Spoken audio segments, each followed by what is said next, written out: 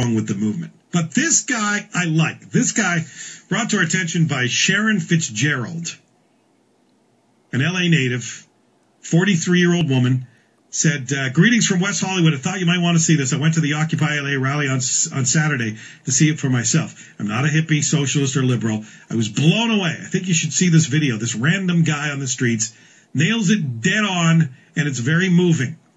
Hope you like it. Please keep up the good work. She's making another video with no F-bombs. That won't leave much. But Brian has edited the F-bombs out. And you get the idea. This is a guy, he's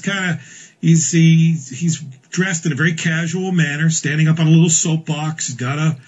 He's got a megaphone in his hand and bare shoulders and sleeves. And he looks like he's probably Hispanic, would be my guess.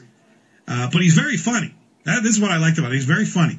But if you listen to his words, I think he does express very well the frustration, not just among Occupy LA or Occupy Wall Street people, but this is the frustration you hear from everybody these days. I have a job. My wife has a job. We can't buy a house. Why? I went to school for electricity. I became an electrician. I've been an electrician for 10 years. My wife's a nurse. We're trying to buy a house. Can we buy a house right now? No! What the f is going on? What happened? Did I go to sleep and wake up into a nightmare? Have you guys ever been to the market lately? And trying to buy food and water and the necessities for the house? Look at the bill! $100? I didn't buy I didn't buy It's true, isn't it? Don't let me go to the market and say, oh, I'm going to get all kinds of stuff. Food inflation, man. He's right. Let's hook it up. You're talking about $300, $400. Yeah, so meanwhile, the solution state by state is starting to be we're tearing down vacant homes. And you got a guy who's got a job and his wife is working and he can't buy a home. Because the financial institutions, now this was led by government. This came from government. Hey, a home for everybody, right? Bill Clinton said everybody should be able to afford a home.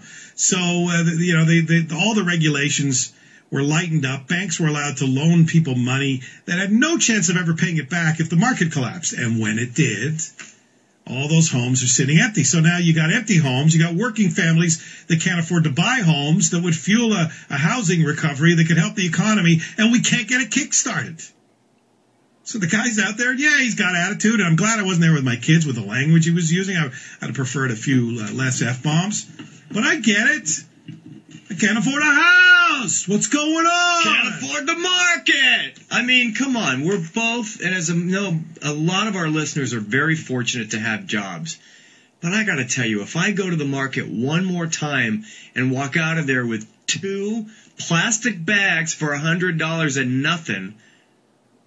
I told you I don't do the shopping in our house, but occasionally I pick things up. I went to buy milk the other day, and I dropped the $5 bill down. They looked at me like I was crazy. Or $10. What did I give them? I forget. That's going to buy you nothing. I was so far short. Well, I guess I'll use my debit card. If that's not enough, what does it cost for? It's milk. Yeah. Just milk. So that frustration is out there. I'll tell you, here's what their message needs to be. Their message needs to be, we want the White House and Congress and the Senate to work together to solve this country's problems, to come up with a plan that allows people who can afford it to buy homes that are sitting empty anyway. I mean, we're tearing homes down in some states now, rather than the banks sell them at a discount. And you got people who have money but can't afford to buy a home. We need concrete plans. And so this has to be an anti-government movement. It can't be about Republicans or Democrats. It's got to be, you guys need to work it out. Because if you don't, we're going to vote every single one of you out of office, no matter which party you represent. If Congress, because you look at the approval ratings of Congress, I mean, they're virtually zero. And yet most of those people will get reelected. California, perfect example of that. Congress never gets good approval ratings. The vast majority of them get reelected. Until you make the threat to change that, these guys are not going to work together to solve the problems. Because it can only come from government. You can't stand outside of Wall Street and say, we want capitalism to change. It's not how it works. And if it did, if Wall Street said, yeah, we're going to try to make less money, and your 401k shows up in the mail, you're going to say, well, what happened to my retirement? We're all invested in Wall Street now. That's the problem. It's a little late for us to be anti-capitalism. We're sort of invested in it.